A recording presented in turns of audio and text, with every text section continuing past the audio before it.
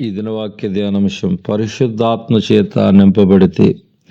పరిశుద్ధాత్మను పొందుకోవటం మరియు పరిశుద్ధాత్మ చేత నింపబడటం ఇవి రెండూ వేరు అనే సత్యం మర్చిపోవద్దు. మొదటిగా పరిశుద్ధాత్మను పొందుకోవటం అంటే ఏమిటో చూద్దాం. యేసుక్రీస్తును మన సొంత రక్షకునిగా ఎప్పుడు అంగీకరిస్తామో అప్పుడే మనకు పరిశుద్ధాత్మ దేవుడు వరముగా ఇవ్వబడతాడు. అనగా రక్షించబడిన మనము పరిశుద్ధాత్మను పొందుకున్నాము.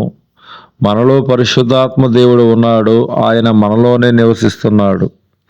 రెండవదిగా పరిశుద్ధాత్మ చేత నింపబడటం.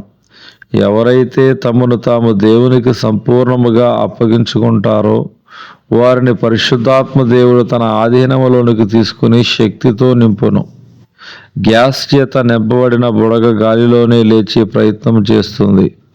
అనగా మనం ఆ బుడగను ఎంతగా నేలకేసి అదిమినా మరలా అది పైకి ఎగిరే ప్రయత్నం చేస్తూనే ఉంటుంది.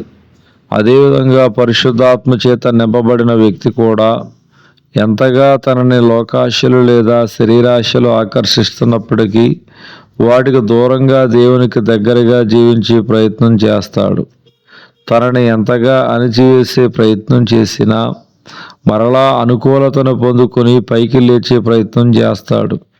ఎప్పుడైతే మనము అధికముగా దేవుని సన్నిధిలో గడుపుతామో, పరిశుద్ధాత్మ దేవునికి లోబడతామో అప్పుడు ఆయన మనతో ఉండి తన శక్తి చేత మనల్ని నింపి మనలో క్రీస్తు స్వరూపం వచ్చే విధముగా మనల్ని సరిచేస్తూ ఉంటాడు.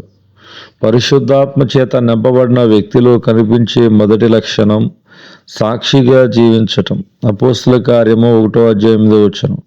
అనగా పరిశుద్ధాత్మ చేత నింపబడిన వ్యక్తి తనను రక్షించిన యేసు లోకరక్షకుడని గ్రహించి లోకానికి ప్రకటించాలనే ఆశ కలిగి ఉంటాడు. అనగా యేసుక్రీస్తు గురించి సాక్ష్యమిస్తాడు. పరిశుద్ధాత్మ చేత నింపబడిన వ్యక్తి ఖచ్చితంగా యేసుక్రీస్తుకు సాక్షిగా జీవించే ప్రయత్నం చేస్తాడు. అసలు సాక్ష్యం అంటే ఏమిటి?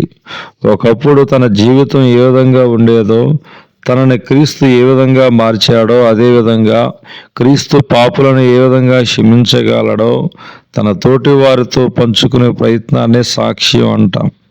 పరిశుద్ధాత్మ చేత నింపబడిన వ్యక్తి క్రీస్తు గురించి మాట్లాడకుండా, క్రీస్తును ప్రసిద్ధి చేయకుండా ఉండలేడు. తన ఇంటిలో, తాను ఉంటున్న స్థలములో, తాను ఉద్యోగం లేదా వ్యాపారం చేస్తున్న చోట ప్రతి ఒక్కరికి క్రీస్తు గురించి తెలియచేయాలనే తృష్ణ కలిగి ఉంటాడు. రక్షించబడిన సహోదరుడా, నీ జీవితాన్ని సంపూర్ణముగా దేవునికి అప్పగించావా? పరిశుద్ధాత్మ ఆధీనములో జీవిస్తున్నావా? పరిశుద్ధాత్మ శక్తిని పొందుకుని క్రీస్తు గురించి సాక్ష్యమిస్తున్నావా? ఒకసారి పరిశీలించుకోమని మనవి.